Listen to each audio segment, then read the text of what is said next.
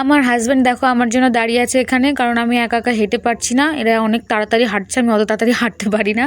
তো যাই হোক, এখন পৌঁছে গেছি আমরা লক্ষ্মী মাতার মন্দিরে। এর ভেতরেও না মানে মোবাইল অ্যালাউ করছিল না। ওই যে আমাদের এখানে যেরকম সিভিক পুলিশের মতন হয় না, আন্টিরা থাকে, বলে না না মোবাইল অ্যালাউ করা যাবে না। এখানেও একজন আছে দেখো, ওই যে দাঁড়াও দাঁড়াও, এই যে আমার বাবা আর আমার হাজব্যান্ড, ওই যে কোনায় ওই আন্টিটা।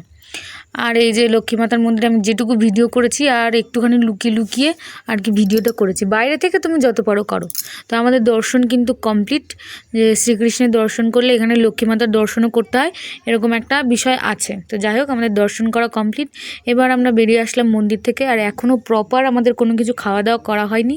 তো এবার দেখে কিছু খাওয়া দাওয়া করবো, আর নয় সোজা আমরা বাড়িতেই যাব। তো আমরা কিছু খাবার দাবার নিয়ে এখন ভাবছি এখান থেকে খাবো না, খাবার দাবার নিয়ে প্যাকিং করে বাড়ির দিকে রওনা দেবো। তো আজকে ভিডিওটা এখানেই শেষ, টাটা।